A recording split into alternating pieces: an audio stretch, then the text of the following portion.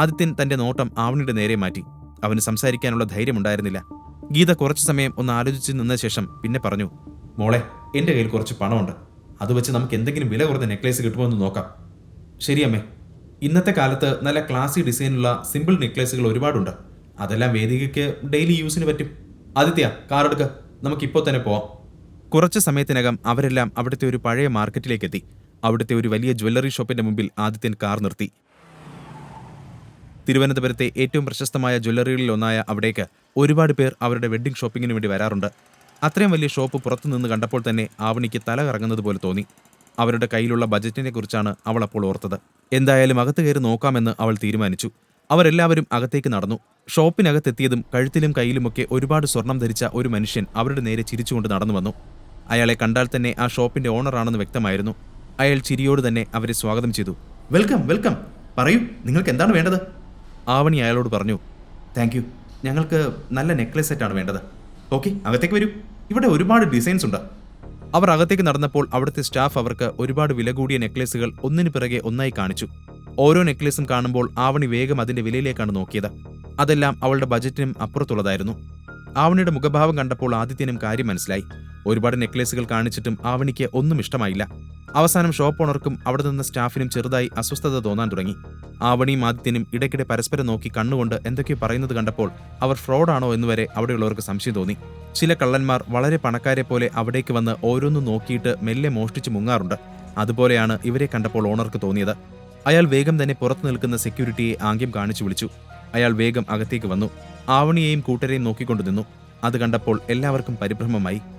ആവണി പിന്നെ അവരെ അവഗണിച്ചുകൊണ്ട് ആ നെക്ലേസ് നോക്കാൻ തുടങ്ങി. കുറച്ചു കഴിഞ്ഞപ്പോൾ ഷോപ്പിന്റെ ഓണർ അവരോട് പറഞ്ഞു, പിന്നെ ഞാനും എൻ്റെ സ്റ്റാഫുകളും ഒരുപാട് വില കൂടിയ ഭംഗിയുള്ള നെക്ലേസുകൾ നിങ്ങൾക്ക് കാണിച്ചു തന്നല്ലോ. നിങ്ങൾക്ക് എന്താണ് അതൊന്നും ഇഷ്ടമാവാത്തത്? നിങ്ങളിനി ഏത് ടൈപ്പാണ് ഉദ്ദേശിക്കുന്നത്? അത് പറ. അയാൾക്ക് എന്തൊക്കെയോ സംശയമുണ്ടെന്ന് തോന്നിയ ആവണി വേഗം തന്നെ പറഞ്ഞു, ഏയ് അങ്ങനെയൊന്നുമില്ല, എനിക്കിതിൽ ചിലതൊക്കെ ഇഷ്ടമായി. പിന്നെ ഒന്നുകൂടി നോക്കാമല്ലോ എന്ന് കരുതിയതാണ്. തനിക്കിതിൻ്റെ ഡിസൈനല്ല, വിലയാണ് പ്രശ്നമെന്ന് ആവണി പുറത്തു പറഞ്ഞില്ല. ഓക്കെ മാഡം, ഞാൻ ചോദിച്ചെന്നേ ഉള്ളൂ. ഞങ്ങളുടെ ഡിസൈൻസ് ഏതെടുക്കണമെന്ന കൺഫ്യൂഷൻ മാത്രമേ ഇവിടെ വരുന്ന കസ്റ്റമേഴ്സിന് പൊതുവേ ഉണ്ടാവാറുള്ളൂ. നിങ്ങളെ കണ്ടപ്പോൾ ഇഷ്ടമാവാതെ മാറ്റിവെക്കുന്നത് പോലെ തോന്നി, അതുകൊണ്ട് ചോദിച്ചതാ. യെസ്, എല്ലാ ഡിസൈൻസും വളരെ ഭംഗിയുള്ളതാ. ഞാനിതിൽ നിന്ന് തന്നെ ഒന്നെടുക്കാം. തന്റെ യഥാർത്ഥ പ്രശ്നം മറച്ചുവെച്ച് ആവണി പറഞ്ഞൊപ്പിച്ചു. പിന്നെ സെയിൽസ്മാന്റെ മുഖം നോക്കാതെ ചുറ്റിലും നോക്കി. ടേബിളിൽ വെച്ച വളരെ ഭംഗിയുള്ള ഒരു നെക്ലേസിലാണ് അവളുടെ കണ്ണുകൾ ഉടക്കി നിന്നത്. പെട്ടെന്ന് എല്ലാം മറന്നതുപോലെ അവൾ ആ മാലയിലേക്ക് കൗതുകത്തോടെ ഉറ്റുനോക്കി. അത് വളരെ വില കൂടിയ നെക്ലേസ് ആണെന്ന് അതിന്റെ തിളക്കം കാണുമ്പോൾ തന്നെ മനസ്സിലാവുമായിരുന്നു. അതിൽ നല്ല ഭംഗിയുള്ള പച്ചക്കല്ലും ചെറിയ ചെറിയ ഡിസൈനുകളുമുണ്ട്. ആവണി അതിൽ തന്നെ നോക്കി നിൽക്കുന്നത് ആദിത്യൻ ശ്രദ്ധിച്ചു. അവൾക്ക് ആ മാല വാങ്ങണം എന്നുണ്ട് എന്ന് ആദിത്യന് മനസ്സിലായി. ആവണി ആ മാല തന്നെ നോക്കുന്നത് കണ്ടപ്പോൾ കടയുടമ പറഞ്ഞു, ഗുഡ് ചോയ്സ് മാം, ഇത് വളരെ റെയർ പീസാണ്. Pure Jodhpuri design. ഞങ്ങളുടെ തന്നെ ഫാക്ടറിയിൽ ഹാൻഡ് വർക്ക് ചെയ്തെടുത്ത ഡിസൈനാണ്. ട്രൈ ചെയ്ത് നോക്കിക്കൂടെ?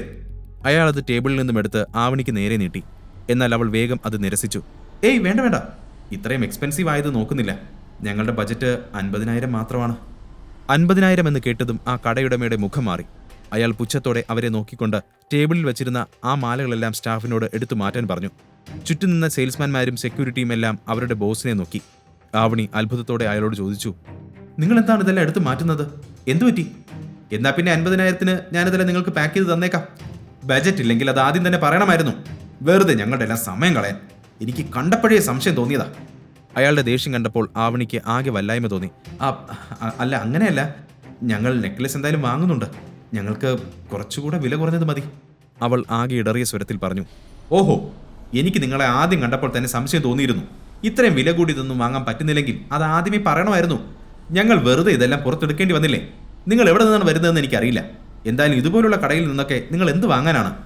ബോസ് അവിടെ കിടന്ന് ചൂടാവുന്നത് കണ്ടപ്പോൾ സ്റ്റാഫുകളും അങ്ങോട്ടേക്ക് ഓടി വന്നു. കാര്യങ്ങൾ മോശമാകുന്നത് പോലെ തോന്നിയപ്പോൾ ഗീതയ്ക്കും ആവണിക്കും തൊണ്ടയിൽ നിന്ന് വെള്ളം പറ്റുന്നത് പോലെ തോന്നി. അപ്പോൾ ഒരു സ്റ്റാഫ് അവരോട് മെല്ലെ പറഞ്ഞു, മാഡം, ഞങ്ങൾ നിങ്ങൾക്ക് മുമ്പിൽ കാണിച്ചതെല്ലാം വളരെ വില കൂടിയ ഡിസൈനുകളാണ്.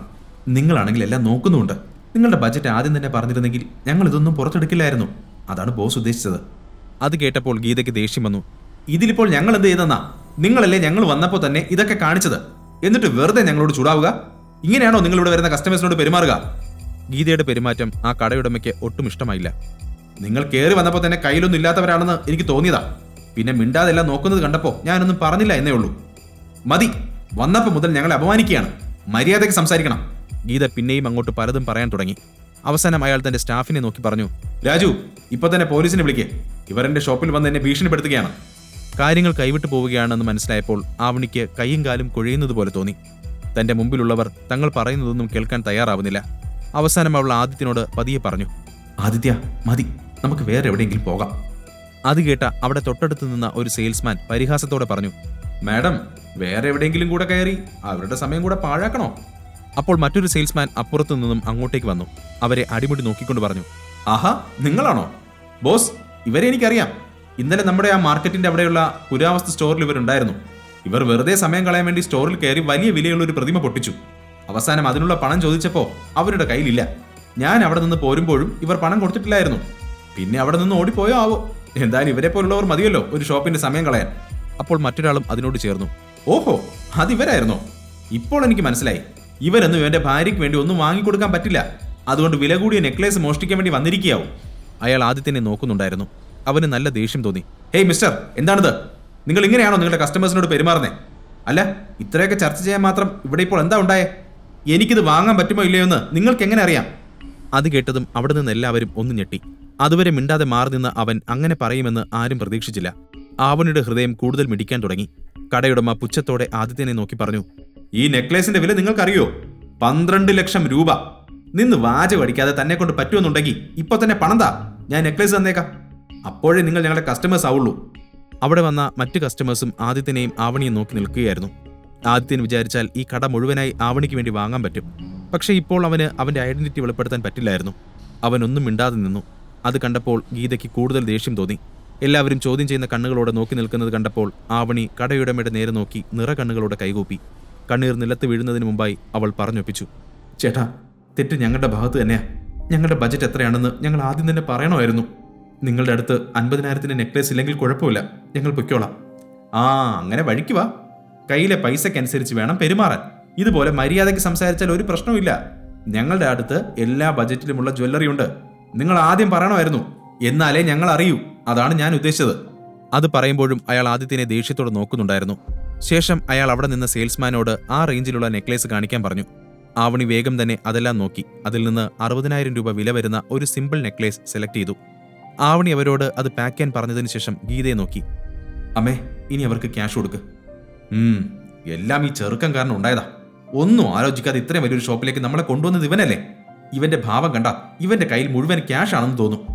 അതും പറഞ്ഞ് ഗീത ആദിത്യന്റെ കയ്യിൽ നിന്നും അവരുടെ ബാഗ് വാങ്ങി. എന്നിട്ട് അതിലെ പേഴ്സിൽ നിന്നും പണമെടുത്ത് ക്യാഷ് കൗണ്ടറിൽ ഡെപ്പോസിറ്റ് ചെയ്തു. എന്നിട്ട് ദേഷ്യത്തോടെ ആദിത്യനെ നോക്കി അവിടെ നിന്നും പോയി. ആവണിയും അവരുടെ പിന്നാലെ അവിടെ നിന്നും പോയി. എന്നാൽ ആദിത്യൻ അപ്പോഴും ആ കടയുടമയെ ദേഷ്യത്തോടെ നോക്കിക്കൊണ്ട് അവിടെ നിന്നു. എന്താണ് നോക്കുന്നത്? നിന്റെ ഭാര്യ പോയത് കണ്ടില്ലേ? കയ്യിൽ കാശില്ലെങ്കിൽ വെറുതെ സംസാരിക്കാൻ നിൽക്കരുത്. ആദിത്യൻ അതിന് മറുപടിയൊന്നും പറയാതെ അവിടെ നിന്നും ഇറങ്ങി നേരെ ഗേറ്റിലേക്ക് നടന്നു. അവൻ പുറത്തെത്തിയതും ആവണി കാറിൽ അവനെ കാത്തിരിക്കുന്നത് ആദിത്യൻ കണ്ടു.